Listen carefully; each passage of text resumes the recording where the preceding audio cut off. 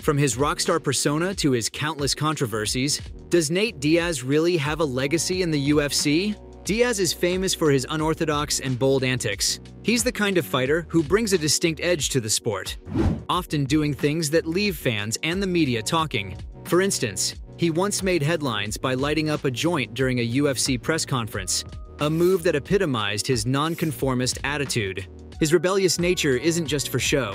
Diaz has a history of pushing boundaries, like the time he abruptly walked out of a contract negotiation at UFC headquarters and, in a defiant gesture, chose to urinate next to a trash bin outside the building. This act was a clear demonstration of his unwillingness to play by the usual rules. Inside the octagon, Diaz's prowess is as notable as his rebellious streak. He famously won a fight with a triangle choke, and in a memorable moment of defiance, he gave the middle finger salute to the live cameras while securing the hold. This moment was so striking that even commentator Joe Rogan couldn't help but shout about the double fingers and a fully locked triangle. Diaz's influence in the UFC also led to the creation of the unique Baddest Mother Effer Championship belt, a one-off title that he and Jorge Masvidal inspired. This event was so significant that it attracted Donald Trump, marking the first time a sitting U.S. president attended an MMA event. When Nate Diaz was originally slated to face Khamzat Chimaev in UFC 279's main event,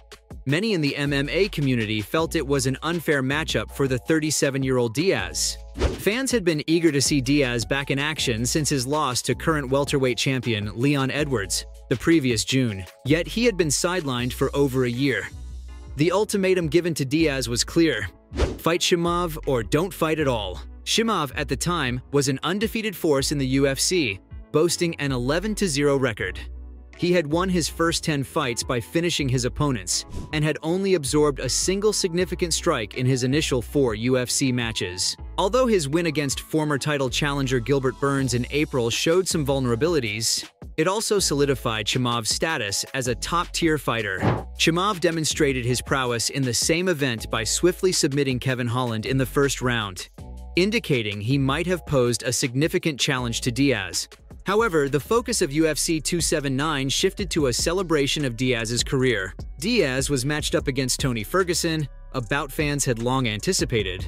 Although it wasn't the neatest of fights, with both fighters being past their prime, the audience at the T-Mobile Arena in Las Vegas was captivated. Diaz, maintaining his reputation as a sharp fighter, held his own in the striking exchanges. The fight culminated in the 4th round when Ferguson attempted a takedown, only for Diaz to swiftly secure a guillotine choke, marking a triumphant and symbolic end to his time under the UFC contract. The fight against Ferguson, though not the most polished, was a fitting tribute to Diaz's enduring legacy in the UFC. Wrapping up his UFC contract might be one of Diaz's most significant achievements in the fight game. It's a rare feat, something even Hall of Fame fighters with top-notch legal teams have struggled to accomplish. The UFC, known for its ability to extend contracts and retain its star fighters until they're no longer in their prime, rarely lets go of marquee names so easily.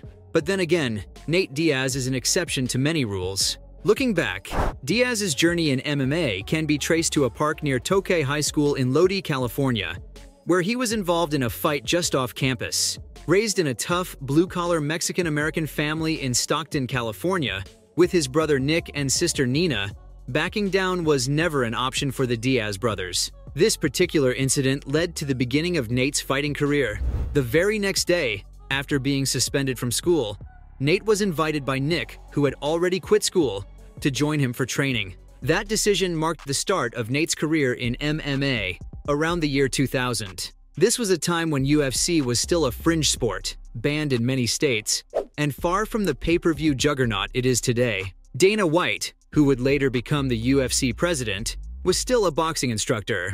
The Diaz brothers, captivated by early UFC events in jiu-jitsu, stepped into this world without a long-term plan, shaping their future in an industry that was just beginning to evolve. Nate Diaz, along with his brother Nick, emerged as major organic stars in the burgeoning sport of MMA, a field often dominated by athletes with more structured backgrounds. Unlike many of MMA's elite who come from stable, disciplined environments like NCAA for all-American wrestlers, Olympic champions, or those trained in rigorous gyms from Dagestan to Sao Paulo, the Diaz brothers' path to success was less conventional. Nate's resilience and indomitable spirit were vividly showcased in his brutal fight against Leon Edwards, despite enduring a 24-minute onslaught that left him looking, as Joe Rogan put it, like a horror movie. Well, we said he was a horror movie.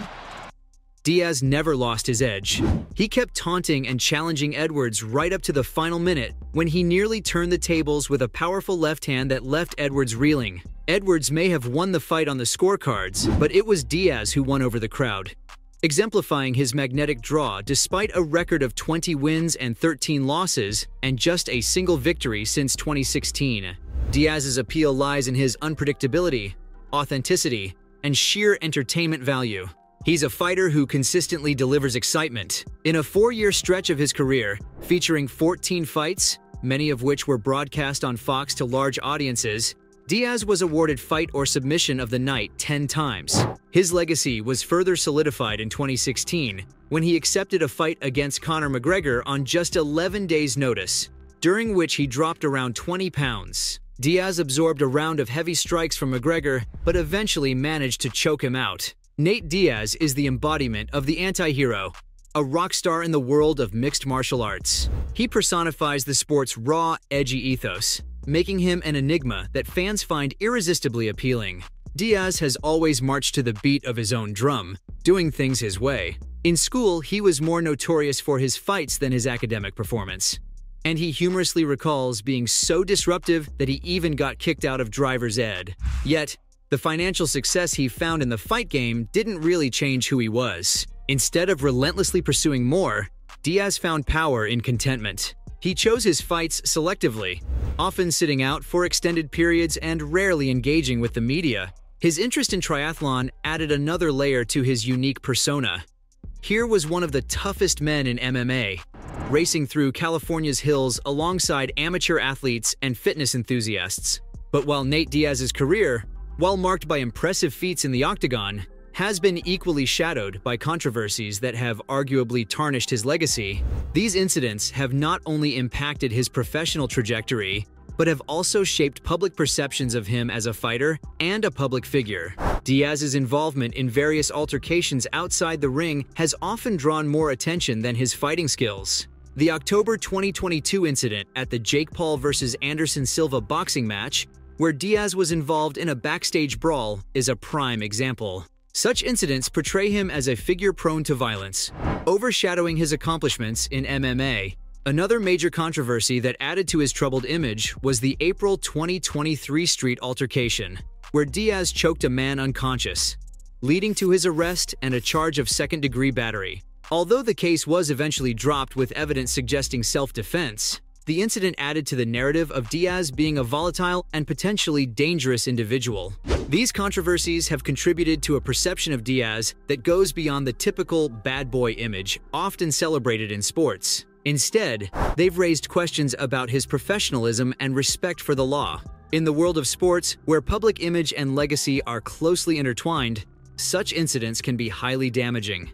While Diaz's skills in the ring are commendable, these repeated controversies have arguably overshadowed his talents and achievements. Instead of being primarily celebrated as a skilled fighter, Diaz is often discussed in the context of his behavioral issues. This shift in narrative has the potential to significantly impact how he is remembered in the long term. As Diaz's career continues, it begs the question: has his legacy been irreparably damaged by these controversies? Can his achievements in the ring ever fully outshine the shadow cast by his actions outside of it? These are questions that will likely continue to follow Nate Diaz throughout his career and beyond. So, from his countless controversies to his rockstar persona, does Nate Diaz really have a legacy in the UFC?